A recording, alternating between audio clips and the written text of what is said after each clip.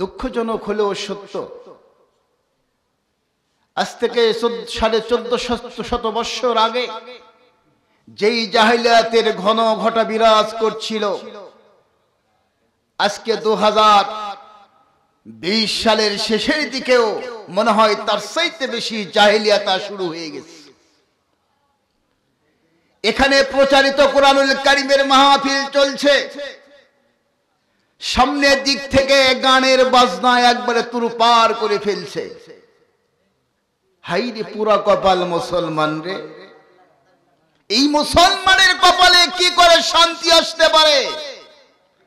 এই মুসলমানের কিসমত কেমনে পাল্টিতে পারে? আল্লাহর রহমত কি করে পেতে পারে? আজকে মুসলমান লৌকিকতায় পরিপূর্ণ হয়ে গেছে। আল্লাহ আল্লাহ রাসূলের রাস্তা থেকে সরে দাঁড়িয়েছে।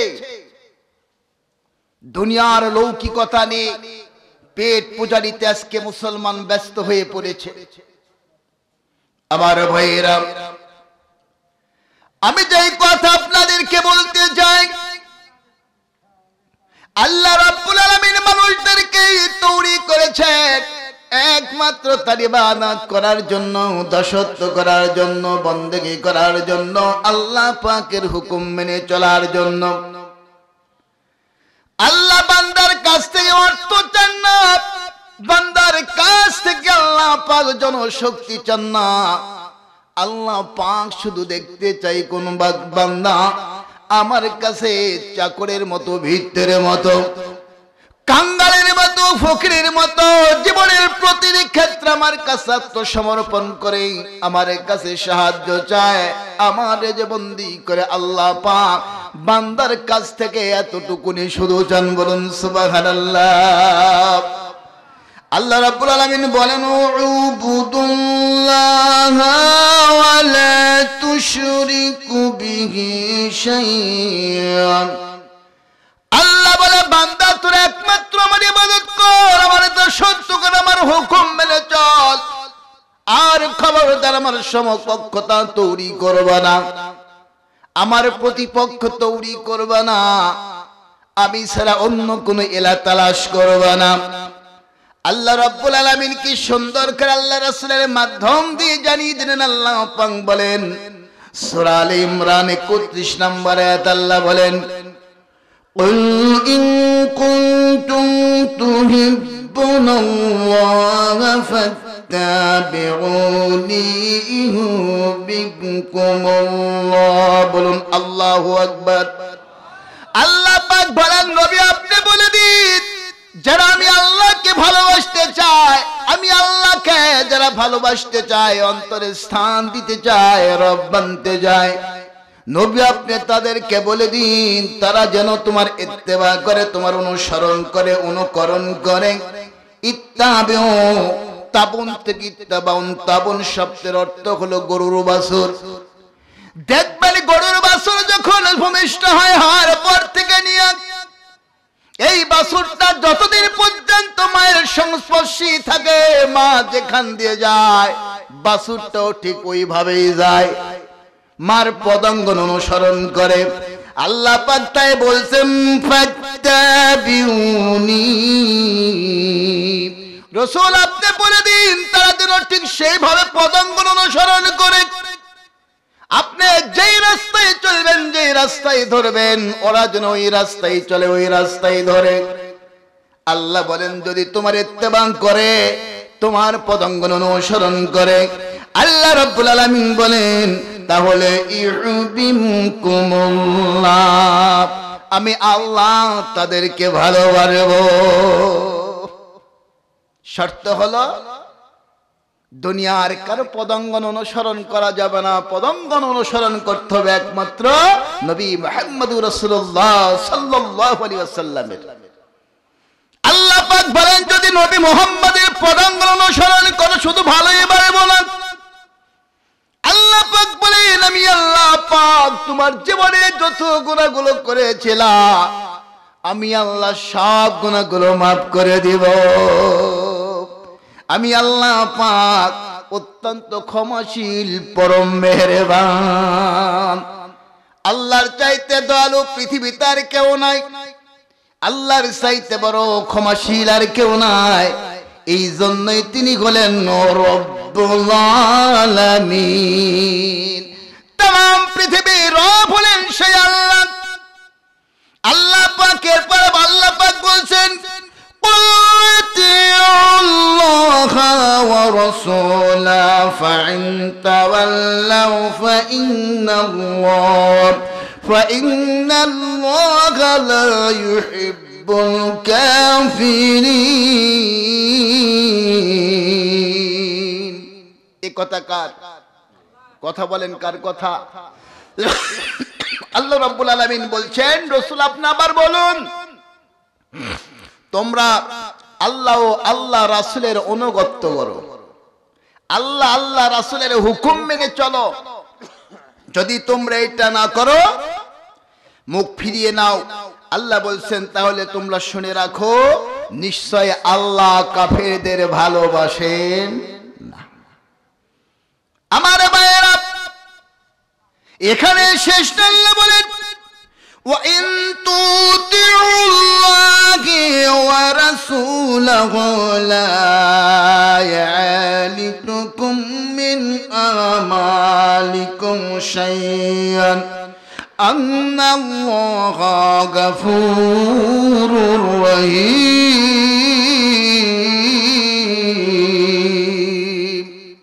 আল্লাহ রাব্বুল আলামিন বলেন যদি তোমরা আল্লাহ ও তার রাসূলের অনুগত হও তবে তোমরা শুনে রাখো তোমরা জীবনে যতটুকু নেক কাজ করবা, ভালো কাজ করবা, এর একটা যারা পরিমাণও তোমাদের আমলনামায় সওয়াব কম হবে না। আপনার জীবনে আপনি ছোট্ট যদি একটা আমল করেন, যতই ছোট হোক না কেন, যদি ওইটা আল্লাহ আল্লাহ রাসূলের তরিকায় হয় ওইটাও আপনি পাবেন। কিন্তু আল্লাহ আল্লাহ রাসূলের তরিকা ছেড়ে দিয়া অন্য কারো যদি আপনি তরিকা ধরেন, মত অবলম্বন করেন, পথ অনুসরণ করেন, আপনার জীবনের ওই কাজগুলোর কোনো সওয়াব পাওয়ার সম্ভাবনা নাই। আল্লাহ পাক তাই কোরআনুল কারীমে আল্লাহ পাক বলেন ইয়া আইয়ুহাল্লাযীনা আমানু আতিউল্লাহা ওয়া আতিউর রাসূলা ওয়া আতিউর রাসূলা ওয়া লা তুবতিলু আমালাকুম। বলুন আল্লাহু আকবার। আল্লাহ পাক বলেন হে ঈমানদারগণ, আল্লাহ এখানে কাফেরদেরকে ডাকেন না, ইহুদি নাসারা খ্রিস্টানদেরকে ডাকেন না, আল্লাহ ডেকেছেন ঈমানদারদেরকে, যারা আল্লাহকে রব মানে তাদেরকে শুধু আল্লাহ ডেকেছেন। আল্লাহ বলেন ঈমানদারগণ, বিশ্বাসীগণ, ও মুমিনগণ, তোমরা আল্লাহ এবং আল্লাহ রাসূলের পদঙ্গন অনুসরণ করো, হুকুম মেনে চলো, ইত্তেবা করো, তাদেরকে মান্য করে চলো। আর খবরদার তোমাদের জীবনের নেক আমলগুলো নষ্ট করো না। ওয়ালা তুবতিলু আমালাকুম। আল্লাহ বলেন তোমাদের জীবনের আমল নষ্ট করো না। এর মানে হলো আল্লাহ আল্লাহ রাসূলের তরিকা বাদ দিয়া আপনি অন্য তরিকার অবলম্বী হয়ে যদি আপনি ইবাদত করেন, আপনার আমলগুলো বাতিল হয়ে যাবে। কথা বুঝতেছেন আমার ভাইয়েরা?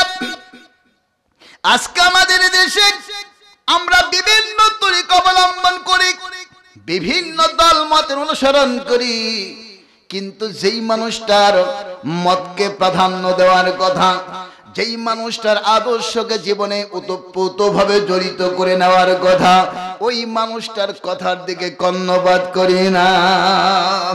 আজকে আমি বড় ডিগ্রিদারি হয়ে গেছি, ক্ষমতার মালিক হয়ে গেছি, আমাকে ধরার কেউ নাই, পরোয়া করার কেউ নাই। আল্লাহ পাকের হাবিব সাল্লাল্লাহু আলাইহি সাল্লাম বলেন আন ওমর রাদিয়াল্লাহু আনহু ক্বালা ওয়া হুয়া আলাল মিম্বার ইয়া আইয়ুহান নাসু তাওয়াযাউ ফা ইন্নী সামি'তু রাসূলুল্লাহ সাল্লাল্লাহু আলাইহি ওয়াসাল্লাম। হযরত ওমর রাদিয়াল্লাহু তিনি একদিন খুতবা দেওয়ার জন্য মেম্বারে বসেছেন। মেম্বারে বসার পরে হযরত ওমর বলছেন ইয়া আইয়ুহান নাস, হে মানুষ সকল, মানুষ সকল আমি আল্লাহর নবীকে বলতে শুনেছি ফাইন্নি সামিতু রাসূলুল্লাহ সাল্লাল্লাহু আলাইহি ওয়াসাল্লাম আমি আল্লাহর নবীকে বলতে শুনেছি ইয়াকুলু তিনি বলেন মান তাওয়াজা লিল্লাহি রাফাআহু আল্লাহু ফাহুয়া ফি নাফসি সাগীর ওয়া ফি আয়ুনিন নাসি কাবীর বলুন সুবহানাল্লাহ আল্লাহর নবী বলেন কোন ব্যক্তি বিশাল ক্ষমতাবান লোক বিশাল শিক্ষিত লোক বিশাল ধনাঢ্য লোক কিন্তু সে নিজেকে ছোট মনে করে তুচ্ছ মনে করে আল্লাহকে খুশি করার জন্য কাকে আল্লাহর জন্য নবী বলছেন আল্লাহর জন্য যে ব্যক্তি বিশাল ক্ষমতাশীল কিন্তু নিজেকে তুচ্ছ মনে করলো বিশাল ধনাঢ্যশালী ব্যক্তি নিজেকে ছোট গরিবের মতো মনে করলো যেই ব্যক্তি সর্বদিক দিয়ে বড় কিন্তু আল্লাহর জন্য নম্রতা ভদ্রতা সে নিজেকে মানিয়ে নিল নিজেকে ছোট মনে করলো আল্লাহ নবী বলছেন আল্লাহ পাক তাকে মানুষের কাছে বিরাট সম্মানিত করে দেন হতে হবে আল্লাহর জন্য নম্র ভদ্র হতে হবে এরই পরে নবী বলেন ومن تكبر وجاءه الله فهو في أعين الناس صغير وفي نفس كبير حتى لا هو أهون عليهم من قلب أو خنزير আল্লাহ নবী বলেন যে ব্যক্তি নিজেকে নিজে বড় মনে করলো নিজেকে খুব বড় মনে করলো আল্লাহর নবী বলছেন নিজের কাছে সে নিজেই বড় করতে পারে মনে করতে পারে আল্লাহ মানুষের কাছে তার সম্মানকে ছোট করে দেন তার ছোট বানায় দেন নবী বলেন যেমন করে একটা কুকুর আর শুকুরের সমাজে সম্মান হয় আমাদের সমাজে কুকুর আর শুকুরের কোনো সম্মান আছে নাকি একবারে নিম্নমানের আল্লাহ নবী বলছেন যারা অহংকার করে তকব্বরি করে ফকরি করে নিজেকে বড় মনে করে আল্লাহ মানুষের কাছে তার সম্মান কমিয়ে দেন কালবে আও খিনজির একটা কুকুরের মতো একটা শুকুরের মতো বলুন নাউজুবিল্লাহ আমার ভাইরা আল্লাহ রাব্বুল আলামিন আবার বলেন আল্লাহ পাক বলেন ইন্না খালাকনাল ইনসানা মিন নুতফাতিন আমশাজিন نبتليه فجعلناه سميعا بصيرا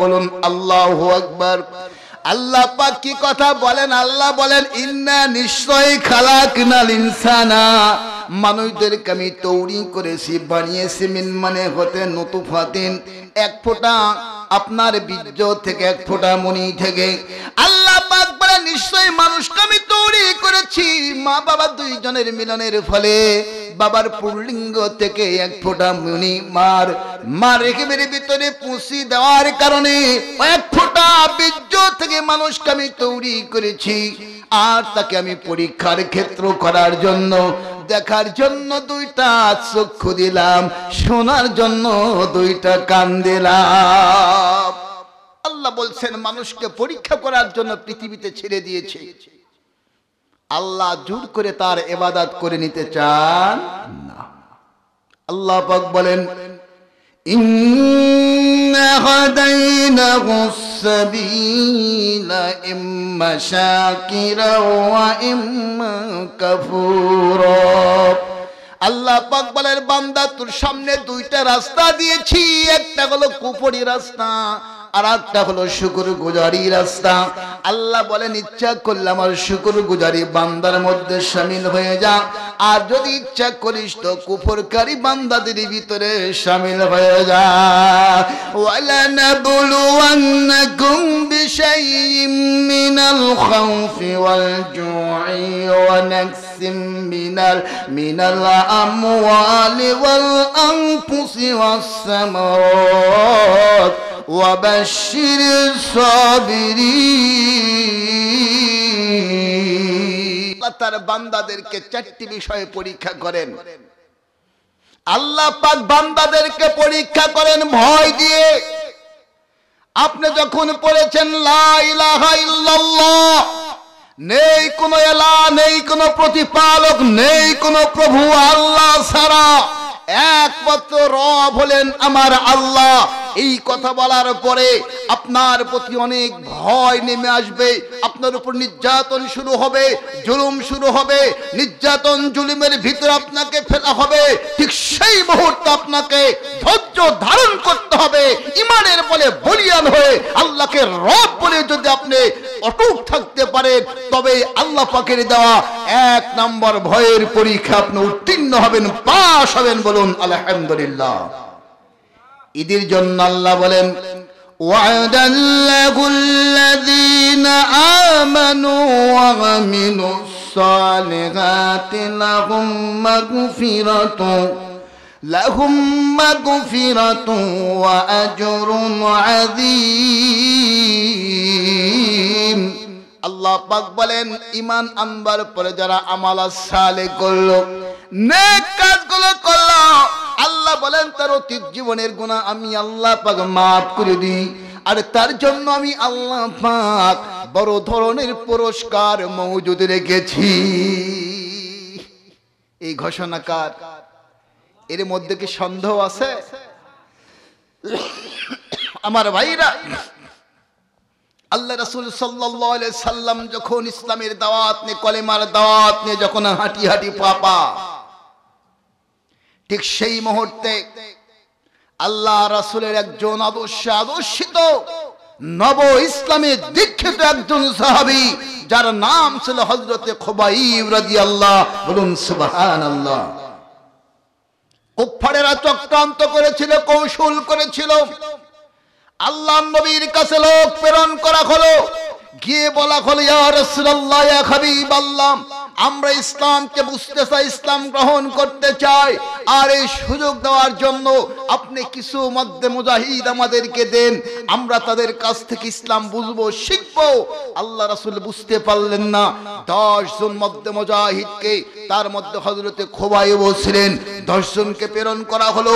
রাস্তার ভিতরে কুফারের তীরন্দাজ বাহিনী নিয়ে ওরা অপেক্ষা করতেছিল এই 10 জন মধ্যে মুজাহিদের উপর। এইবার তারা যখন ঝাঁপিয়ে পড়লো, ঠিক সেই মুহূর্তে 8 জন আল্লাহর সৈনিক, আল্লাহ রাসূলের সাহাবী দুনিয়া থেকে বিদায় হয়ে গেলেন। আর 2 জনকে ধরে নিয়েছে আসামের জেলখানার ভিতরে, বাড়িতে আটকে রাখা হলো। তাদের চক্রান্ত ছিল, তাদের উদ্দেশ্য ছিল যে এই 2 জন সাহাবীকে আমরা খাবারও দিব না, পানিও দিব না, না খাইয়ে এদেরকে শুকিয়ে মারব। বলুন নাউযুবিল্লাহ। মারার মালিক কে? আল্লাহ যদি কাউরে বাঁচাইতে চায়, কারো বাবার ক্ষমতা আছে মারার। আল্লাহ যদি কারো মারতে চায়, কারো বাবার ক্ষমতা আছে বাঁচাবার। হযরতে খুবাইবকে প্রায় দীর্ঘ 1 মাস একটা আবদ্ধ ঘরের ভিতরে রাখা হলো। হাদিসটা বুখারীর ভিতরে আসছে। হযরতে খুবাইবকে একটা আবদ্ধ ঘরের ভিতরে আটকে রাখা হলো। ওরা চিন্তা করেছিল খুবাইবকে আমরা খেতে দিব না, পানিও দিব না, না খাইয়ে কঙ্কাল করে মারব। হযরতে খুবাইব রাদিয়াল্লাহু অন্ধকার বদ্ধ ঘরের ভিতরে, যেহেতু তার হাত পা দুইটায় বাঁধা ছিল, হযরতে খুবাইব এইরকম হাত পা বাঁধা অবস্থা আল্লাহর কাছে বারবার ফরিয়াদ করে, মাবুদ তোমাকে রব মানবার কারণে, তোমার দ্বীন ইসলামকে কবুল করবার কারণে আজকে আমাকে বদ্ধ ঘরের ভিতরে আটকে রাখা হয়েছে। ওযু করবার মতো পানি নাই, খাবার মতো পানি নাই, খাবার মতো কোনো খাদ্য নাই। আল্লাহ বদ্ধ ঘরের ভিতর থেকে আমি খোয়াই তোমার কাছে দরখাস্ত করতেছি, মাবুদ জানি না তুমি কেমনে কোন অবস্থায় তুমি এই ঘরের ভিতরে রাখবা। দীর্ঘ প্রায় 1 মাস পরে খুবাইবের ঘরের দরজা যখন খোলা হলো, খোলার পরে ওই কাফের গুলো, ওই কুফার গুলো দেখতে পেল হযরতে খুবাইবের আগে যতটা চেহারা ছিল তার চাইতে এখন মনে হয় খুবাইবের চেহারা আরো বেশি ভালো হয়ে গেছে। রাবি বন্দনা করেন ওই বদ্ধ ঘরের ভিতরে পাকা টসটসে আঙ্গুরের খোসা। হযরতে খুবাইবকে আসাম জিজ্ঞাসা করে, খুবাইব রে, এই বদ্ধ ঘরের ভিতরে তুমি কোথায় থেকে আঙ্গুরের খোসা পেলা? এই প্রায় দীর্ঘ 1 মাস কি খেয়ে তুমি বাঁচলা? হযরতে খুবাইব আঙ্গুলটা আকাশের দিকে উঁচু করে দিয়ে বলে, ওরে কাফেরের বাচ্চা, তোমরা শুনে রাখো, যেই আল্লাহ খুবাইবকে তৈরি করেছে, যেই আল্লাহ খুবাইবকে দুনিয়ায় প্রেরণ করেছেন, ওই আল্লাহকে রব বানাবার কারণে আমার আল্লাহ পাক তোদের মধ্য ঘরের ভিতরে দুনিয়ার কোনো খাবার দেন নাই। আল্লাহ পাক জান্নাতি ফল, এই আঙ্গুর ফল খাইয়ে কয়েকদিন আমি খুবাইবকে আল্লাহ পাক জীবিত রেখেছে। যেই সময় ফলটা খুবাইব খেল, সেই সময় দেশের ভিতরে কোনো ফল ছিল না। এইটা ছিল আপনার ডাল সিজন, সেই সময় কোনো আঙ্গুল ফল ছিল না। হযরতে খুবাইবকে এবার বলা হলো, খুবাইব রে, এখনো সময় আছে, তুই কি ইসলাম ছাড়বা না জীবন দিবা? যদি জীবন দিতে চাস তো ইসলাম ধর, আর যদি জীবন বাঁচাইতে চাস তো ইসলামকে ছাড়। হযরতে খুবাইব বলে, জীবন চলে যাবে কিন্তু আমি আমার আল্লাহকে ভুলবো না, আল্লাহকে ছাড়বো না, আমি নবী মুহাম্মদকে ছাড়বো না। হযরতে খুবাইবকে এইবার জেলখানার ভিতর থেকে বের করা হলো। হযরতে খুবাইবকে শুলে চড়িয়ে হত্যা করা হবে। খুবাইবকে বের করে নিয়ে যাওয়া হলো। হযরতে খুবাইবের 2টা হাত 2টা পা এবার যখন বেঁধে দেওয়া হলো, বেঁধে দেওয়ার পরে খঞ্জর দিয়া, তরবারি দিয়া এইবার হযরতে খুবাইবের শরীরের উপর আঘাত করা হচ্ছিল। ঠিক সেই মুহূর্তে একজন বলল, খুবাইব রে, মৃত্যু তো তোর হবে, বাঁচার তোর কোনো রাস্তা নাই। খুবাইব রে, জীবনের কোনো শেষ যদি তোর ইচ্ছা থাকে তাহলে বড় পূর্ণ করা হবে। হযরতে খুবাইব বললে, আমি যেতে চাই না মদিনায় আমার রাসূলের কাছে, আমি দেখতে চাই না আমার কন্যা স্ত্রী সন্তানদের মুখ, আমি দেখতে চাই না রাসূলের মুখ, আমি কোথাও যেতে চাই না। যদি তোমরা চাও তো একটু সময় দিয়ে দাও।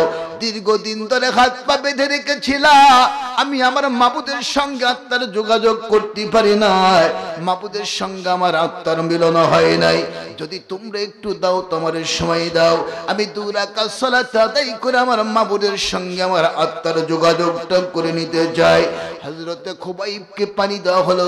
ওযু করবার পরে হযরতে খুবাইব 2 রাকাত সালাত আদায় করতে লাগলেন। সালাতকে ছেড়ে দেওয়ার পর খুবাইব বলছে, ওরে কুফারের আসর, যদি তোরা মনে না করতি আমি খুবাইব মৃত্যুর ভয়ে দীর্ঘ সময় ধরে সালাতে দাঁড়িয়ে রয়েছি, তাহলে আমি সালাত ছাড়তাম না। কেননা আজকের সালাতের ভিতরে আমার মাবুদের সঙ্গে আমার আত্মার যোগাযোগ হয়ে গেছে। জোরে জোরে বলুন আলহামদুলিল্লাহ। হযরতে খুবাইবকে এবার নামাজ যখন শেষ হয়ে গেল, এবার তারে যখন নিয়ে গিয়ে শুলের কাষ্টে চড়ানো হলো, হযরতে খুবাইবের হাতের উপরে আঘাত, শরীরের উপরে আঘাত, পায়ের উপরে আঘাত, শরীর থেকে রক্তগুলো তরতর করে পড়ে যাচ্ছে, কিন্তু খুবাইবের চোখে একটুখানিও কোনো ভয়ের লেশ পরিলক্ষিত হলো না। একজন কুফার লিডার এসে বলে, খুবাইব রে, এখনো সময় আছে, যদি একটা শর্ত তুই মেনে নিস তাহলে তোর জীবনটাকে ভিক্ষে দেওয়া হবে, তোরে মুক্ত করে দেওয়া হবে।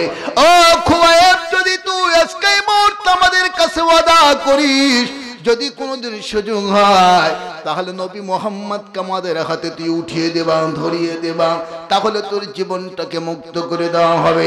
হযরতে খুবাইব বলে, কুফারের বাদশা শুন, আমার নবীর জীবনের বিনিময় আমি খুবাইব 1000 বার জীবন দিতে প্রস্তুত রয়েছি, কিন্তু আমার জীবনের বিনিময় আল্লাহ রাসূলের পায়ে একটা গোলাপের কাটা ফুটুক, এইটা আমি খুবাইব সইতে পারবো না। হযরতে খুবাইব মৃত্যুর পূর্বে তিনি একটা কবিতা পড়লেন। পড়বার পরে হযরতে খুবাইব আল্লাহর কাছে দোয়া করলেন, আল্লাহ গো, আমি তোমার রাহে জীবন দিয়ে বিদায় হয়ে যাচ্ছি, কিন্তু আমার হাবিবের সঙ্গে তো দেখা হয় না, আই রব্বুল আলামিন তুমি আমার নবীর কাছে আমার সালামটুকু পৌঁছিয়ে দিও। আল্লাহর নবী সাহাবীদেরকে নিয়ে বসেছিলেন। ইন দ্য মিন টাইমে আল্লাহর নবীর কাছে ফেরেশতা খুবাইবের সালামটা পৌঁছিয়ে দিলেন। আল্লাহর নবী সালামের জবাব দিয়ে দিলেন।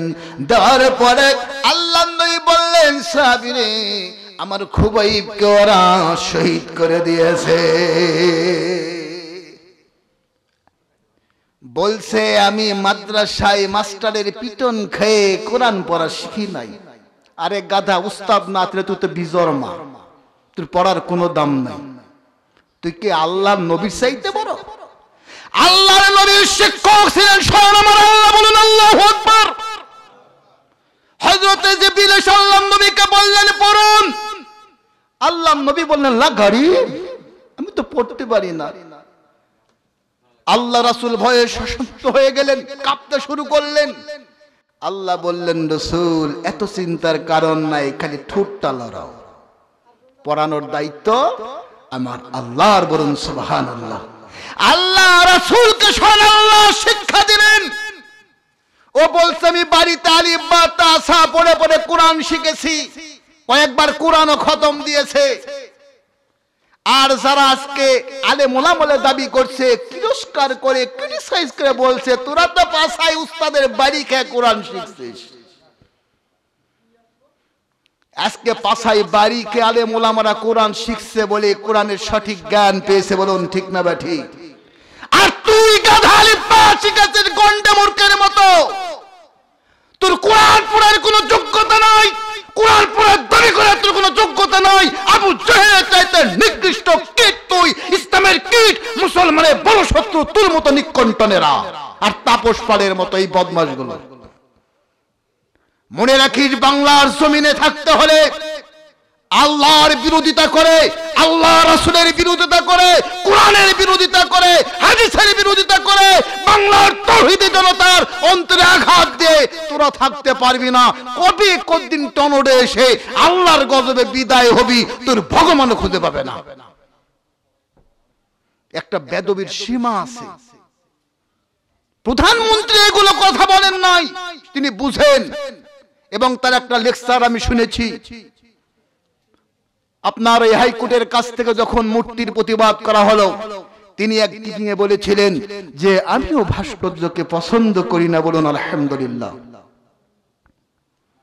আমার ভাইয়েরা, যে কথা আমি বলতে চাই সেই কথা হলো অনুসরণ অনুকরণ করতে হবে একমাত্র আমার আল্লাহ, আল্লাহ রাসূলকে। আল্লাহকে যদি কেউ বন্ধু বানাতে পারেন, আল্লাহকে কেউ ওলি বানাতে পারেন, আপনার জীবনের সমস্ত বিপদের মুহূর্তে সাহায্য করবেন আমার আল্লাহ। বলুন আল্লাহু আকবার। আমার দেশে আজকে কিছু আলেম রূপী শয়তান, আলেম রূপী জাহেল, ওরা আসলে আলেম নয়। তিনি জ্ঞান থাকার পরেও যদি আমল না থাকে, একে আল্লাহ রাসূল আলেম বলেন নাই। আপনার বিদ্যা বুদ্ধি যদি কম হয়, সঠিক বিদ্যা যদি আপনার থাকে, যতটুকুন বিদ্যা থাকবে এই বিদ্যাতে আপনি আমল করবেন, আপনি হক্কানি আলেম হবেন ইনশাআল্লাহ। আপনার বিশ্ব বরেণ্য আপনার আলেমে দিন, আলেম এলেমে গিজগিজ করতেছে, কিন্তু রাসূলের হাদিসের বিরোধিতা করলে আপনি আলেম নয়, আপনি শয়তান। এরা আবার হক্কানি আলেমের দল। ইদানিং কয়েকদিন থেকে লিখতেছে হক্কানি আলেমের দল, ওরা বলতেছে মূর্তি আর ভাস্কর্য দুইটা এক জিনিস নয়। মূর্তি আর ভাস্কর্য এক জিনিস নয়। আল্লাহর নবী বলছেন মুসাওবিরুন আও তাজিম, যারা মূর্তি তৈরি করলো, ছবি তৈরি করলো, আও তাজিম সম্মান করলো, এদের জন্য বড় শাস্তির ব্যবস্থা রয়েছে। এমনই বেয়াদবি সুর উঠেছে বাংলার জমিনে, যে বাংলাদেশে শতকরা প্রায় ৯২% মুসলমান, যে দেশে লক্ষ লক্ষ আলেম দ্বীন, যে দেশে লক্ষ লক্ষ হাফেজুল কোরআন, যে দেশে লক্ষ লক্ষ তাওহীদি জনতা, আর সেই দেশে আজকে মাসলা দেওয়া হচ্ছে যদি মূর্তি তৈরি করা না হয়, ভাস্কর্য তৈরি করা না হয়, তাহলে সৌদি আরবে হজ করতে যাওয়া যাবে না। খানে কাবা নাকি একটা ভাস্কর্য, হাজারে আসওয়াদ নাকি একটা মূর্তি, বলেন নাউজুবিল্লাহ। এটা বিশ্বাস করলে আপনার ঈমান থাকবে না, এই কথা বিশ্বাস করলে আপনি কাফের হয়ে যাবেন, কোনো সন্দেহ নাই। যেই হাজারে আসওয়াদ পাথরের চুম্বনের কারণে আল্লাহ গুনাহ মাফ করেন, যে ঘর তোয়াফের ওসিলায় আল্লাহ জীবনের গুনাহ মাফ করেন, সেই ঘরকে যদি কেউ ওই মূর্তির সঙ্গে আপনার কি বলে ভাস্কর্যের সঙ্গে যদি মিলাইতে চায়, নিঃসন্দেহে আলেম নয়, আবু জেহেলের চাইতে নিকৃষ্ট। আবু জেহেল মানতো খানে কাবা তোয়াফ করলে গুনাহ মাফ হয়, আল্লাহ আছে, মুহাম্মদ আল্লাহর নবী জানতো, বিশ্বাস করত, মানে নাই কেন? ক্ষমতা হারানোর ভয়ে, তার প্রতিপত্তিকে বিলীন করতে দিবে না, তাই জানবার পরেও সত্যকে গোপন রেখেছিল। এরপরে আর একজন ভদ্রলোক, তার বাবা দাদা নাকি আউলিয়া ছিল, এদেশে ধর্ম প্রচার করেছিল, নাম হলো তাপস। হিন্দুর নাম না মুসলমানের নাম? এই তাপস কি কোনো মুসলমানের নাম হতে পারে? আমরা তো শুনেছিলাম তাপস বিশ্বাস, তাপস কুমার। আর একজন আগে শুনছিলাম নিক্কন টেলিভিশন, এর আবার মানুষের নাম নিক্কন। হ্যাঁ, এবার জনপ্রতিনিধি। এইরকম মূর্খ জনপ্রতিনিধি যতদিন আল্লাহর জমিনে থাকবে, সেই জমিনে আল্লাহর রহমত আসতে পারে না। এরা নাস্তিকের চাইতে বড় নাস্তিক, নিজেদেরকে আল্লাহর বান্দা বলে দাবি করে, নিজেদেরকে আলেম বলে দাবি করে, নিজেদেরকে বিশাল দ্বীনি ইলমদার বলে দাবি করে, কিন্তু কার্যক্রম নাই। আল্লাহ রাসূল বলেন, ওয়া আলিমুনা ইয়ামলাম তাফা বিলমিহি, ওই আলেমদেরকে কঠিন শাস্তি দেওয়া হবে যেই আলেমের ইলম দ্বারা ইসলামের কোনো উপকার হয় নাই, জাতির কোনো উপকার হয় নাই, তাদেরকে কিয়ামতের দিন সবচাইতে বেশি কষ্ট দেওয়া হবে। এর নাম হলো রাসূলের ভালোবাসা, রাসূলের প্রেম, এর নাম রাসূলের মহব্বত, এর নাম হলো ইত্তিবা। জীবন চলে যেতে পারে, কিন্তু কোন মুসলিম, কোন ইমানদার আল্লাহ সারা পৃথিবীর কাউর কাছে মাথা নত করতে পারে না। এই দৃশ্যটা পরিলক্ষিত হয়েছিল হযরত সাঈদ বিন আমির রাদিয়াল্লাহু। হযরত সাঈদ বিন আমির রাদিয়াল্লাহু বলতেন, যখন আমি খুবাইবের এমন দৃশ্য দেখেছিলাম, তখন আমি ইসলাম কবুল করি নাই। আমি দর্শকের কাতারে থেকে হযরত খুবাইবের এই দৃশ্যটা দেখেছিলাম, আর এই দৃশ্যের কথা যখন আমার মনে হয়, তখন আমি বেহুশ হয়ে পড়ে যাই। বলুন আল্লাহু আকবার। এই সাঈদ বিন আমির আল্লাহ রাসূলের আদর্শ আদর্শিত হলো, আল্লাহ রাসূলের হাতে হাত রেখে কলমা পড়ে মুসলমান হলো। ইসলাম ধর্ম কবুল করার পরে, আল্লাহ রাসূলের আদর্শ বর্ষিত হওয়ার পর, আল্লাহ রাসূলের ইন্তেকালের পরে হযরত ওমর ইবনে খাত্তাব রাদিয়াল্লাহু যেদিন অর্ধ জাহানের খেলাফতের দায়িত্ব পেলেন, ঠিক সেই মুহূর্তে হযরত সাঈদ বিন আমিরকে ডাক দিয়ে হযরত ওমর বলেছিলেন, সাঈদ বিন আমির, আমি তোমাকে একটা দায়িত্ব দিতে চাই, আর সেই দায়িত্বটা হলো তুমি কুফাবাসীর হিমস নগরীর তুমি আমির হবা, তুমি নেতা হবা, তুমি ওখানকার রাষ্ট্রপ্রধান হবা। হযরত সাঈদ বিন আমির বলেছিল, আমি এই দায়িত্বটা নিতে পারবো না। দীর্ঘ ইতিহাস শেষ পর্যন্ত হযরত সাঈদ বিন আমির রাদিয়াল্লাহু তিনি হিমসের গভর্নরের দায়িত্ব গ্রহণ করেছিলেন। গ্রহণ করার পরে আমিরুল মুমিনিন ওমর ইবনে খাত্তাব রাদিয়াল্লাহু ঘোষণা করলেন যে প্রত্যেকটি গরিব নাগরিকদের জন্য ভাতার ব্যবস্থা করা হবে, অর্থায়নের ব্যবস্থা করা হবে। কুফার জন্য যাকে নিয়োগ করা হয়েছিল, এই ব্যক্তি গরিব মানুষের লিস্ট লিখতে গিয়ে সর্বপ্রথম হযরতে সাঈদ বিন আমিরের নামটা লিখেছিল। বলুন আল্লাহু আকবার। সে হিমসের গভর্নর আমির, আর তার নামটা উঠলো 1 নম্বরের খাতায়, 1 নম্বরে ফকিরের খাতায় নাম উঠলো সেই আমিরের। বলুন সুবহানাল্লাহ। হযরত ওমর ইবনে খাত্তাব রাদিয়াল্লাহু তাকে জিজ্ঞেস করেছিল, প্রথমে যে নামটা তুমি লিখেছো সাঈদ বিন আমির, এটা কোন সাঈদ বিন আমির?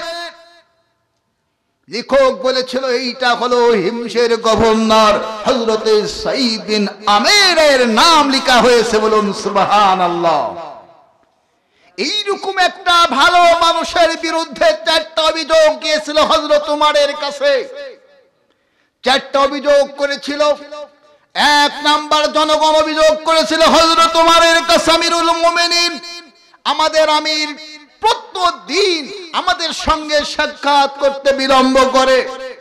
2 নম্বর অভিযোগ করেছিল রাত্রিবেলা আমাদের আমিরকে ডাকলে আমরা পাই না।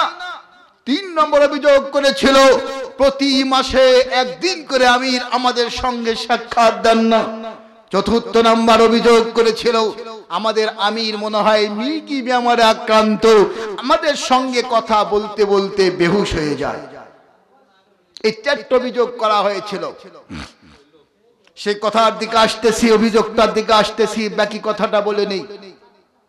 আল্লাহ পাক বলেন ওয়ামা তাকুমুর রাসূলু ফাখুযুহু ওয়ামা নাহাকুম আনহু ফান্তাহু, বলুন আল্লাহু আকবার। আল্লাহ পাক বলেন বান্দারে শোনো, আমার রাসূল যা তোদের কাছে নিয়ে এসেছে, যা আমার রাসূল দিয়েছে, যা করার জন্য নির্দেশ করেছে, যেটা করার জন্য তোদেরকে নিষেধ করেছে, আদেশ নিষেধগুলো তোদেরকে মেনে চলতে হবে। আল্লাহ রাব্বুল আলামিন বলেন আমার রাসূলের সমস্ত হুকুম নিষেধগুলো তোদের মেনে চলা লাগবে।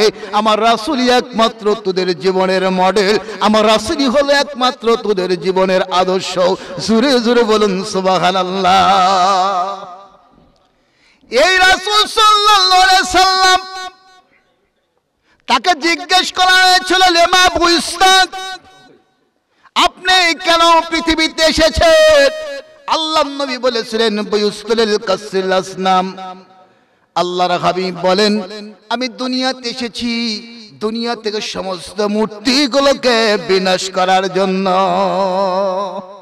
কার কথা? আমার রাসূলের কথা। লেমা বুইস্তাক, আপনি কেন পৃথিবীতে এসেছেন? হাদিস শরীফের ভিতরে নবীকে জিজ্ঞেস করা হচ্ছে আপনি কেন পৃথিবীতে এসেছেন? নবী বলছেন বুইস্তুল কাসরিল আসনাম, আমি পৃথিবীর থেকে সব মূর্তিগুলোকে বিনাশ করার জন্য পৃথিবীতে এসেছি। জোরে জোরে বলুন আল্লাহু আকবার। আমার ভাইরা, হাদিসটা যখন পড়েছিলাম রাসূল বলেছেন আশাদ্দান নাস ইয়াউমাল আযাবা মান কাতালা নাবিয়ান কাতালা নবী ওয়া বিল ওয়ালিদাইন মুসাওবিরুনা ওয়া তাযীম। মুসলিম শরীফের ভিতরে অন্য riwayat আছে ওয়া আলিমুনা ইয়ামলাম তাফাবিল মিহি। 5 শ্রেণীর লোক দিয়ে আল্লাহ পাক কিয়ামতের দিনে সবচাইতে বেশি আযাব দিবেন। ইহুদির চাইতে বেশি কষ্ট দিবেন, নাসারার চাইতে বেশি কষ্ট দিবেন, মুশরিকের চাইতে বেশি কষ্ট দিবেন 5 শ্রেণীর লোকদেরকে। তার মধ্যে 1 শ্রেণীর লোক হলো যারা আল্লাহর নবীকে হত্যা করে। 2 নম্বর আল্লাহ রাসূল বলছেন আল্লাহ রাসূল নবী যাদেরকে হত্যা করে। 3 নম্বর আল্লাহ নবী বলছেন ওয়াবিল ওয়ালিদাইন, যারা নিজের পিতা মাতাকে হত্যা করে। 4র্থ নম্বর রাসূল বলছেন মুসাওবিরুন আও তাজিম, যারা ছবি তৈরি করলো, মূর্তি তৈরি করলো এবং তাজিম করলো, সম্মান করলো। 5টা সহিহ হাদিস। নবী বলছেন যারা ছবি মূর্তি তৈরি করবে আর যারা সম্মানও করবে, এদের জন্য কিয়ামতের দিন আল্লাহ পাক সবচাইতে বড় কষ্ট দিবেন, আযাব দিবেন।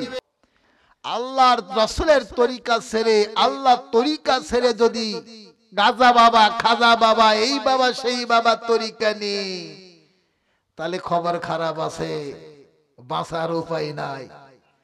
আল্লাহ পাক এই কথাগুলো বুঝবার, তদনুযায়ী আমল করার তৌফিক দান করে বলুন আল্লাহুম্মা আমিন। আল্লাহ রাব্বুল আলামিন বলেন, আল্লাহ পাক বলেন ওয়ালাল্লাহি তাওয়াক্কালু ইন কুনতুম মুমিনিন। আল্লাহ রাব্বুল আলামিন বলেন তোমরা মুমিন হইলে জীবনের প্রতিটি ক্ষেত্রে নির্ভর করো আল্লাহর উপরে। কার উপরে? আল্লাহর উপরে। আল্লাহর উপরে যদি আপনি তাওয়াক্কুল রাখতে পারেন, আল্লাহ পাক আপনার বিপদ মুহূর্তে সাহায্য করবেন। আল্লাহু ওয়ালিয়ুল্লাযীনা আমানু, আল্লাহ বলেন ঈমানদারেরা হলো আমি আল্লাহর বন্ধু। ফালা খাউফুন আলাইহিম ওয়ালা হুম ইয়াহজানুন, আল্লাহ বলেন বন্ধু তোর কোনো ভয় নাই, চিন্তা নাই, আমি আল্লাহ তোর বন্ধু। যখন যে বিপদে পড়বা একটুখানি শুধু আমাকে স্মরণ করবা, আমি আল্লাহ পাক ওই বিপদ থেকে তোরে আমি রক্ষা করব। আমারে বাইরে আজকে বিপদে পড়লাম, আমরা আল্লাহকে ডাকি না যাই পীরের কাছে, বিপদে পড়লে যাই মুর্শিদের কাছে, বিপদে পড়লে যাই মরা মানুষের কাছে, যেটা মানুষের কাছে যাদের কোনো ক্ষমতা নাই ওদের কাছে আমরা যাই, আর যার ক্ষমতা আছে তার কাছে আমরা যাই না। আল্লাহ রাব্বুল আলামিন, আল্লাহ রাব্বুল আলামিন বলেন মুমিন রে, ইমানদার রে, বিপদ মুহূর্তে তোর আমাকে ডাক, আমি আল্লাহ তোর ডাকে সাড়া দিয়ে দেব। আল্লাহ পাক কি সুন্দর দৃষ্টান্ত স্থাপন করেছেন, আল্লাহ পাক কি সুন্দরভাবে কুরআনুল কারীমের ভিতরে আল্লাহ জানিয়ে দিচ্ছেন। আম্মা হাসিবিতা আম্মা আসহাবাল কাহাফি ওয়ার রাকিমি কানু মিন আয়াতিনা আযাবান إجوا فتية من القحف فكانوا ربنا آتنا من لدنك رحمة وهيئ لنا من أمرنا رشدا। বলুন আল্লাহু আকবার। আল্লাহ পাক নবীকে বলছেন, নবী তবে কি তুমি আসহাবে কাহাফ, যেটাদের নামগুলো পাথরে খোদাই করেছিল ফলকলিপি সম্পর্কে, আর যারা গুহার ভিতরে আশ্রয় নিয়েছিল, আসহাবে কাহাফ আর আসহাবে রাকিম দুই গুহার ঘটনা। আমি আপনাদের কাছে যেটা বলছি আসহাবে রাকিম, আল্লাহ পাক রব্বুল আলামিন বলছেন নবী হে, ওই পাহাড়ের গর্তের ভিতরে আমি তাদেরকে সংরক্ষণ করেছিলাম, তাদেরকে আমি রক্ষা করেছিলাম। আল্লাহ বলেন স্মরণ করো সেই সময়ের কথা যখন তারা গর্তের ভিতরে যাওয়ার পরে বিপদগ্রস্ত হয়ে গেল, ঠিক সেই মুহূর্তে তারা আমার কাছে দোয়া করেছিল, আই রব্বুল আলামিন তোমার রহমত দ্বারা আমাদেরকে রক্ষা করো, আর আমাদের কার্যক্রমের পথকে তুমি সুগম করে দাও। বলুন সুবহানাল্লাহ। আল্লাহ পাক বলেন তারা গর্তের ভিতরে গেল, আটকা পড়লো। নবী তুমি মনে করছো খুব আশ্চর্য, আল্লাহ বলেন এইটা আমি কোরআনের জন্য কোট করে দিলাম যাতে করে মানুষেরা আমার ক্ষমতা সম্পর্কে ওয়াকিবহাল হয়, তারা যেন জানতে পারে। এরা মক্কা থেকে মদিনার দিকে রাস্তা চলতেছিল। বুখারী শরীফের ভিতরে হাদিসটা 7 জায়গায় বর্ণিত হয়েছে। ইবনে ওমর থেকে বর্ণিত, নাসাই শরীফের ভিতরে হযরত আবু হুরায়রা হাদিসখানা বর্ণনা করেছেন। আল্লাহর নবী বলেন, আন ইবনে ওমর আন্না রাসূলুল্লাহ সাল্লাল্লাহু আলাইহি ওয়াসাল্লাম قال بينما ثلاثه الفافر مما كان قبلكم ينسون اذا عذابهم مطرا فعادا الى غار فالتلك عليهم فقال بعجهم لباجل انه والله يا حولي لا ينزعكم إلا صدقوا فليدعوا كل رجل منهم بما يعلم أنهم كما صدقا। আল্লাহ নবী বলেন তিনজন বন্ধু যখন এরা রাস্তা চলতেছিল, আকাশে প্রচন্ড মেঘ হয়ে গেল, মেঘ থেকে বৃষ্টি পড়া শুরু হয়ে গেল। ঠিক সেই মুহূর্তে তিনজন বন্ধু এবার একটা গুহার ভিতরে আশ্রয় নিল। আশ্রয় নেওয়ার পর সঙ্গে সঙ্গে বৃষ্টির কারণে বড় একটা পাথর এসে গুহার মুখে চাপা পড়ল। আল্লাহর নবী বলেন ওই লোক, ওই যুবক দ্বারা যে গর্তের ভিতরে থাকলো, এই গর্তের মুখের উপরে পাথর চাপা পড়লো, আর চাপা পড়ার কারণে আলোগুলো বন্ধ হয়ে গেল, বাতাস বন্ধ হয়ে গেল, বাইরের সূর্যের কিরণ তারা আর দেখতে পায় না।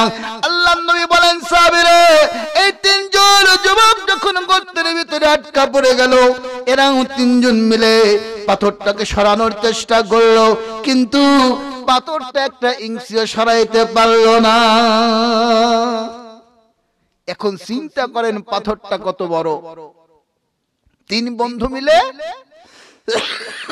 পাথরটা খুব সরানোর চেষ্টা করলো, কিন্তু পাথর একটা ইঞ্চি সরল না। 3 বন্ধু এখন বসে বসে বুদ্ধি করছে, ভাই বাঁচার কোনো উপায় নাই, এখান থেকে বাঁচতে চাইলে সাহায্য চাইতে হবে আল্লাহর কাছে। বন্ধুরা এবার পরামর্শ করে বলছে, আমরা জীবনে যে যতটুকু ভালো আমল করেছি, এই আমলকে ওসিলা করে আজকে আল্লাহর কাছে পানা চাইবে। বলুন সুবহানাল্লাহ। আপনি কারো ওসিলা করে আল্লাহর কাছে চাইতে পারেন না।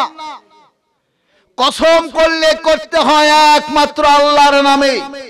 আল্লাহ ছাড়া পৃথিবীর কারো নামে কসম করা জায়েজ নাই, শিরিক শিরিক। শুধুমাত্র আপনি কসম করে ওয়ালিল্লাহি, আল্লাহর নামে আপনাকে কসম করতে হবে। ওসিলা করতে চাইলে আল্লাহর সিফতি নামের ওসিলা করতে হবে। আপনি জীবনের গুনাহ মাফ চাচ্ছেন আল্লাহর কাছে, বলেন আল্লাহ তোমার গাফর নামের ওসিলা আমারে মাফ করে দাও। আল্লাহ তোমার রহিম রহমান এই নামের ওসিলায় তুমি আমাকে মাফ করো, ক্ষমা করো, রহম করো, তোমার রহমত দ্বারা পরিমণ্ডিত করো। আর যদি জীবনে আপনার কোনো ভালো নেক আমল আল্লাহর জন্য করে থাকেন, ওই আমলের ওসিলা আল্লাহর কাছে করা যায়। বলুন সুবহানাল্লাহ। আল্লাহর নবী বলছেন, এই পূর্বেকার জামানার 3 যুবক যখন বিপদে পড়ে গেল, এরা পরামর্শ করলো যে আমাদের জীবনে যে যতটুকু ভালো আমল করেছি, এই আমলটুকু আল্লাহর কাছে তুলে ধরে আমরা আজকে আল্লাহর কাছে বিপদ থেকে রক্ষা চাইব। আল্লাহর হাবিব বলেন, فقال واحد منهم اللهم إن كنت تعلم إنه كان لي أسير عاملا على فرق من أرض فذهب وتركه بكارا وأنه آتاني يطلب أزره له عمد على تلك البكرات فسقها। বলুন আল্লাহু আকবার। আল্লাহর নবী বলছেন, প্রথম নাম্বার যুবক আল্লাহর কাছে দোয়া করছে, মাবুদ জীবনে তেমন কোনো ভালো আমল করতে পারি নাই, তবে একটা আমল তোমাকে খুশি করার জন্য তোমার ভয় করেছিলাম। আল্লাহর নবী বলেন, এবার যুবকটা বলছে, রব্বুল আলামিন আমার বাড়িতে একটা কামলা ছিল, কাজের লোক ছিল। এই কাজের লোকটা আমার বাড়িতে কাজ করবার পরে সে আমার কাছে কয়েক ফড়া চালের পাওনাদার হয়ে যায়। আল্লাহর নবী বলেন, যুবকটা দোয়া করছে আর বলছে, মাবুদ লোকটা কামের চাল না নিয়ে সে আমার বাড়ি থেকে চলে যায়। কামলার ওই চালটা বিক্রয় করলাম, যার মূল্য হলো 125 দিরহাম। এই 125 টাকা দ্বারা আমি একটা গাভী ক্রয় করলাম, গরুর গাভী ক্রয় করলাম। ক্রয় করবার পরে ওইটাকে লালন পালন করার পর অনেকগুলো গাভী যখন হয়ে গেছে, একদিন লোকটা আমার কাছে এসে বলছে, ভাই রে তোমার বাড়িতে কাজ করেছিলাম, কিছু চাল পাওনাদার ছিলাম, ওই চালটা তুমি আমার দিয়ে দাও। আমি বললাম, ভাই এই যে দেখতেছো সারণ ভূমিতে যে গাভী গোলাইগুলো তুমি হাঁকিয়ে নিয়ে যাও। এবার লোকটা আমাকে বলেছিল, তুমি আমার সঙ্গে তামসা করো না, আমার সঙ্গে উপহাস করো না, আমি তোমার কাছে যেই কয় টাকা পাওনা ছিলাম ওইটাই দিলে হবে, এত গাভীর আমার দরকার নাই। আই রব্বুল আলামিন আমি তারা বলেছিলাম, ঘটনা খুলে বললাম, ভাই রে তুমি তো চলে গেলা, যাওয়ার পরে তোমার পাওনা টাকা দিয়া আমি গাভী ক্রয় করেছিলাম। এই গাভীর থেকে লালন পালন করে এতগুলো গাভী হয়ে গেছে, সব গাভীগুলো তোমার, সব গাভীগুলো তুমি হাঁকিয়ে নিয়ে যাও। আই রব্বুল আলামিন সেই দিন এই লোকটা সমস্ত গাভীগুলোকে হাঁকিয়ে নিয়ে গেল। আই রব্বুল আলামিন যদি এই কাজটা তোমাকে ভয় করে, তোমার জন্য যদি এই কাজটা করে থাকে, আল্লাহ মেহেরবানি করে কঠিন মুসিবতের সময় তুমি এই কাজের ওসিলায় আমাদের এই গর্তের ভিতর থেকে পাথরের কিছু অংশ তুমি সরিয়ে দাও। আল্লাহর নবী বলেন দোয়া করার সঙ্গে সঙ্গে আল্লাহ পাক পাথরটার 3 ভাগের 1 ভাগ পাথর গুহার মুখ থেকে সরিয়ে দিলেন। বলুন আলহামদুলিল্লাহ। এই শক্তি কার? এই কথা বলেন, এই শক্তি কার? আল্লাহর। ওসিলা করলো কিসের? ভালো কাজের, ভালো আমলের। আল্লাহ পাকের জন্য এই কাজটা এত বড়, অর্থের লোভ সংবরণ করেছিল শুধুমাত্র আল্লাহর ভয়। এরপরে আল্লাহ রাসূল বলছেন এবার দ্বিতীয় যুবক আল্লাহর কাছে দোয়া করছে। দ্বিতীয় যুবক বলে, দ্বিতীয় যুবক আল্লাহর কাছে দোয়া করতেছে। فقال آخر اللهم إن كنت تعلم أنه كان لي أبوان شيخان كبيران فكنت أتيهما كل ليلة بلبان ومزني فاعتلوت عليهما ليلة جئت وقدر كنت لا أسقياهم حتى تشربوا أبواب বলুন সুবহানাল্লাহ। দ্বিতীয় বন্ধু আল্লাহর কাছে দোয়া করছে। যুবক বলে, আল্লাহ জীবনে তেমন কোনো ভালো আমল করতে পারি না, তবে একটা আমল আমি জীবনে করেছি, আমলটা কোনোদিন সারি নাই। এইটা শুধুমাত্র তোমাকে খুশি করার জন্যই করেছিলাম। বলে, মাবুদ আমার সাগীর পালগুলো আমি পালন করতাম। এই সাগীর দুধ যখন দহন করতাম, ছাগলের দুধ দহন করবার পরে ওই দুধটাকে আমি 3 ভাগে ভাগ করতাম। ভাগ করবার পরে আমার বৃদ্ধ মা বাবার জন্য একটা অংশ বরাদ্দ করতাম, দ্বিতীয় অংশ আমাদের সন্তান আমাদের জন্য বরাদ্দ রাখতাম, আর তৃতীয় ভাগটা বিক্রয় করে সংসার পরিচালনা করতাম। যুবক বলছে, মাবুদ একদিন আমি ছাগলগুলো চরণভূমিতে চড়াইতে গিয়ে অনেক দূরে চলে গিয়েছিলাম। সেখান থেকে আসতে রাত্রি হয়ে গেল। রাত্রি হওয়ার পরে আমি আসার পরে যথারীতি ছাগল দহন করলাম, দুধকে 3 ভাগে ভাগ করলাম। ভাগ করবার পরে 1 ভাগ দুধ নিয়ে মা বাবার ঘরে প্রবেশ করলাম। মা বাবার ঘরে যাওয়ার পরে দেখতে পেলাম মা বাবা উভয় ঘুমিয়ে গেছে। আমি চাইলাম না তাদের ঘুম ভাঙাইতে। এবার তাদের ঘুম যখন ভাঙানো পছন্দ করলাম না, যতক্ষণ না পর্যন্ত স্বাভাবিকভাবে ঘুম থেকে জাগ্রত হলো। আই রব্বুল আলামিন, সেই দিন আমার ছোট্ট বাচ্চাগুলো দুধের জন্য কান্নাকাটি করছিল, কিন্তু আমি আমার মা বাবাকে না খাই আমি তাদেরকে খাওয়ানো পছন্দ করলাম না, খাওয়াইলাম না। এরপরে আল্লাহর নবী বলছে, যুবক বলছে, মাবুদ মা বাবা যখন জাগ্রত হলো তাদেরকে দুধ পান করালাম। দুধ পান করানোর পরে এসে দেখতে পেলাম আমার সন্তানগুলো ঘুমিয়ে গেছে।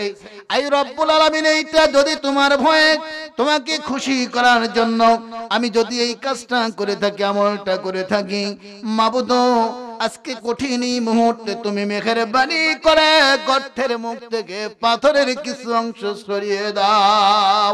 আল্লাহর নবী বলেন, সঙ্গে সঙ্গে 3 ভাগের 2 ভাগ পাথর পাহাড়ের মুখ থেকে সরে গেল। বলুন সুবহানাল্লাহ। মা বাবা এই দুইটা হলো সন্তানের জন্য স্পেশাল আল্লাহর একটা রহমত। রাসূল বলেছেন, যে তার মা বাবাকে পেল কিন্তু মা বাবার খেদমত করে জান্নাতে যেতে পারল না, সেই লোকটা অপমানিত হোক, লাঞ্ছিত হোক। কত বড় কথা, কথার লোট কত। নবী বলছেন, এই লোকটা নিপাটা, এই লোকটা অভিশপ্ত হোক, লাঞ্ছিত হোক, অপমানিত হোক। যেই ব্যক্তি তার আপন মা বাবাকে বৃদ্ধ অবস্থায় পেল আর মা বাবার খেদমত করে জান্নাতে যেতে পারল না। আল্লাহর হাবিব বলেন, আব্দুল্লাহ ইবনে আমর রাদিয়াল্লাহু আনহু قال قال قال رسول النبي صلى الله عليه وسلم أجاهد قال لك أبوان قال نعم قال ففيك ما فجاهد رواه البخاري হাদিসটা বুখারীর ভিতর আসছে 8083 নম্বর হাদিস হযরতে উমর আব্দুল্লাহ ইবনে উমর থেকে বর্ণিত হাদিস। তিনি বলেন এক ব্যক্তি এসে আল্লাহর নবীকে বললেন ইয়া রাসূলুল্লাহ ইয়া হাবিবাল্লাহ আমি জিহাদে যেতে চাই, আপনি আমাকে অনুমতি দেন। আল্লাহর নবী বললেন তোমার কি মা বাবা জীবিত আছে? লোকটা বলল জি জীবিত আছে। আল্লাহর নবী বললেন যাও তুমি বাড়িতে ঘুরে যাও, মা বাবার সঙ্গে তুমি জিহাদ করো আর জান্নাতে যাওয়ার রাস্তা সুগম করো। এর মানে হলো তোর বাড়িতে ফিরে যাও, মা বাবার খিদমত করো, মা বাবার আদর যত্ন করো। মা বাবা যদি খুশি হয়ে যায় এইটাই তোমার জন্য জান্নাতে যাওয়ার ব্যবস্থা হয়ে যাবে। তাহলে মা বাবার খিদমত করা দরকার কিনা? কথা বলেন দরকার কিনা? মা বাবা তো আজকাল সবচেয়ে বড় বোঝা। এত আত্মীয় স্বজন আছে কেউ বোঝা হয় না, কিন্তু বাড়ির মা বাবা বুড়া বুড়ি হলে ওরা বড় হয় বোঝা। খবরদার খবরদার, এমন বৈরী ভাব মা বাবার প্রতি করবেন না। মা বাবার সঙ্গে যদি খারাপ ব্যবহার করেন আপনার কপালে জান্নাত নসিব হবে না। আল্লাহর হাবিব বলেন আরেকজন লোক আসলো, আসার পরে জিহাদে যাওয়ার জন্য রাসূলের কাছে পারমিশন চাইল। আল্লাহর নবী বললেন বাড়িতে কি তোমার মা আছে? লোকটা বলেন হ্যাঁ। আল্লাহর নবী বললেন যাও বাড়িতে যাও, তোমার মার খেদমত করো, গিয়া মার পা ধরে তুমি খেদমত করো, মায়ের সেবা করো, এইটাই তোমার জন্য জান্নাতে যাওয়ার ওসিলা হয়ে যাবে। পাথরের 3 ভাগের 2 ভাগ সরে গেছে, এবার তৃতীয় ভাগ। আল্লাহ রাসূল সাল্লাল্লাহু আলাইহি ওয়াসাল্লাম বলেন فقال الآخر اللهم إن كنت تعلم أنه كان لي ابنه من أحب الناس إلي وإني روضتها عن نفسها فأبت إلا أن آتيها ب100 دينار فطلبتها حتى قدرت فأتيتها بها فدفعتها إليها أمكنتني من نفسها بين رجليها। বলুন আল্লাহু আকবার। তৃতীয় যুবক আল্লাহর কাছে দোয়া করে আল্লাহ জীবনে তেমন কোনো ভালো আমল করি নাই, ভালো কাজ করি নাই আল্লাহ, তবে একটা ভালো কাজ করেছিলাম তোমার ভয়ে, তোমার অবশ্যই জানা আছে। আয় রব্বুল আলামিন আমার একটা চাচাতো বোন ছিল, এই চাচাতো বোনকে আমি ভালোবাসতাম যেমন করে একজন পুরুষ একজন নারীকে ভালোবাসে। আয় রব্বুল আলামিন আমার চাচাতো বোনকে আমি খুব পছন্দ করতাম, ভালোবাসতাম। একদিন তারে প্রস্তাব করলাম মিলনের জন্য। আমার চাচাতো বোন আমাকে শর্ত জুড়ে দিল, যদি তুমি 100 দিনার যদি আমারে দিতে পারো, 100 সোনার করে যদি তুমি আমারে দিতে পারো, তাহলে তোমার জন্য আমার দেহটা মুক্ত করে দেব। যুবক বলছে আল্লাহ আমি দীর্ঘ কয়েকদিন কাজ করব, আর কিয়ামতের দিনে সাজদা করার দরকার নাই, আল্লাহ তারে জান্নাতে ঢোকাই দিবেন। বলুন সুবহানাল্লাহ। দুনিয়াতে যারা নামাজ পড়ে নাই, টিটকারি করেছিল, নামাজ না পড়লে কি হবে, মৌলবীর চাইতে ঈমান আমার ভালো আছে, নামাজ না পড়লে কি হবে, হাজির চাইতে আমার ঈমান ভালো আছে, এইরকম করে যারা কথা বলতো, সেই দিন কিয়ামতের দিন এরা বহুত চেষ্টা করবে কিন্তু তাদের মাজার ভালবে না। আল্লাহ বলবে লাথি মেরে রে জাহান্নামে ঢুকাই দে।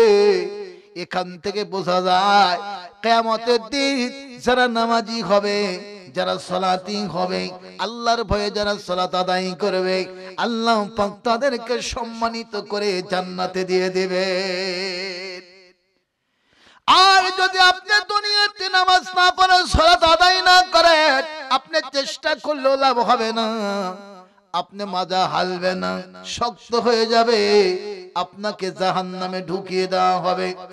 আল্লাহর নবী সাল্লাল্লাহু আলাইহি ওয়াসাল্লাম বলেন, কিয়ামতের দিন আল্লাহ পাক সর্বপ্রথম হিসাব চাইবেন সালাতের। আউয়ালাউ মা ইউহাসিবু বিহিল আবদু ইয়াউমাল কিয়ামাতিস সালাম ফাইন সালুহা সানিরু আমানিহি ওয়াইন ফাসাদা সানিরু আমালিহি। বলুন সুবহানাল্লাহ। আল্লাহর নবী বলেন, কিয়ামতের দিন আল্লাহ পাক সর্বপ্রথম হিসাব নেবেন নামাজের। এই নামাজের হিসাব যার সঠিক হবে তার সব হিসাব সঠিক হবে, আর যার নামাজের হিসাবটা গড়বড় হবে আর সব আমলনামার হিসাব গড়বড় হয়ে যাবে। নামাজ ছাড়া কোনো উপায় নাই, নামাজ ছাড়া বাঁচবার রাস্তা নাই। আমার যুবক ভাইরা রে, আপনাদের উদাত্ত আহ্বান জানাই ভাই, আজকে থেকে আপনাদেরকে 5 ওয়াক্ত সালাতি হতে হবে, 5 ওয়াক্ত নামাজি হতে হবে। আর নামাজের সময় আমাদের দেশের যুবকেরা দেখা যায় কেউ বা বসে আছে মোবাইল নিয়ে, কেউ বা বসে আছে ক্যারামের ব্যারাম নিয়ে, কেউ বাবার বসে আছে তাসের আড্ডা নিয়ে। ঠিক ঠিক না ভাই? ঠিক। নামাজের সময় এমনই খেলার নেশা, কোন দিকের খেয়াল নাই, খেলতেই আছে। নামাজের আজান কানে পড়ার পর আপনার খেলার আর অধিকার থাকে না যদি আপনি ইমানদার মুসলমান হন।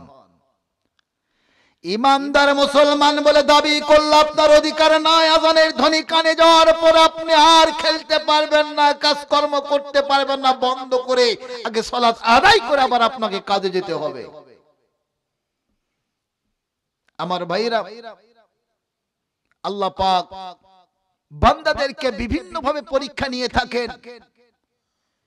যেমন আমাদের 1 নম্বর বলেছিলাম ভয়, 2 নম্বর আল্লাহ পাক আপনার সন্তানের জীবন নিয়ে, সন্তান নিয়ে কাউকে আল্লাহ ছেলে দেন, কাউকে মেয়ে দেন, কাউকে ছেলেও দেন না, কাউকে মেয়েও দেন না, আবার কাউকে দেওয়ার পরে তার কাছ থেকে ছিনিয়ে নেন।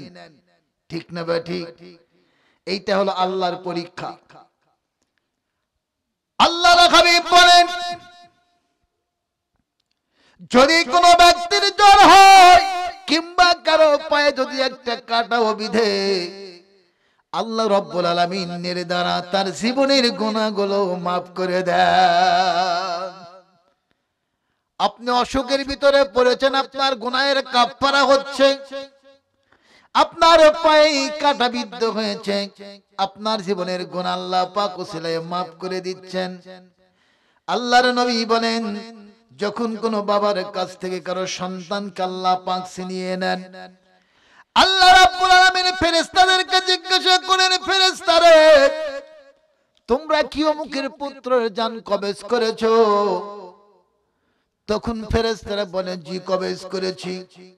আল্লাহ বলেন, আবার অমুকের পুত্র অমুকের কাছ থেকে কি তার নারী শিরা ধন কেড়ে নিয়েছো?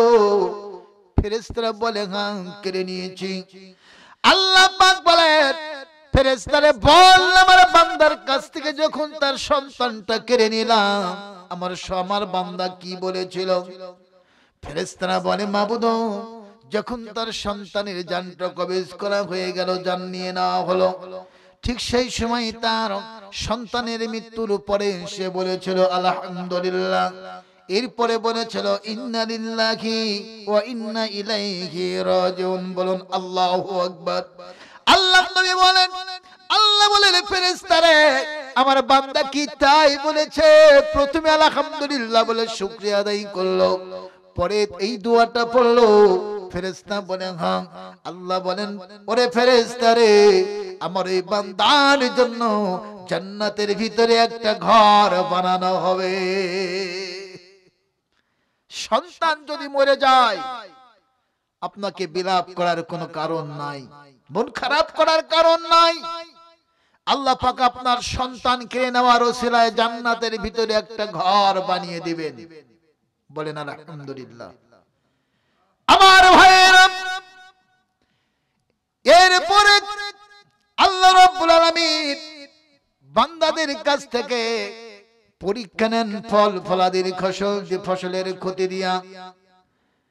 আল্লাহ পাক আপনার সম্পদের উপর টর্নেডো দিয়ে দিল, শিলাবৃষ্টি দিয়ে দিল, বিভিন্ন রকমের গজব দিয়ে দিল। আল্লাহর উপর নাকশ হওয়ার কোনো কারণ নাই। আল্লাহ পাক তার বালা দিয়া মুসিবত দিয়া আপনার কাছ থেকে ধৈর্যের পরীক্ষা নিচ্ছে। আপনি যদি এইরকম অবস্থায় আল্লাহর প্রতি যদি আপনি কৃতজ্ঞতা প্রকাশ করেন, কৃতজ্ঞতা প্রকাশ করেন, আল্লাহ পাক এই ধৈর্যের বিনিময় আপনার জন্য জান্নাতের রাস্তা সুগম করে দেবে।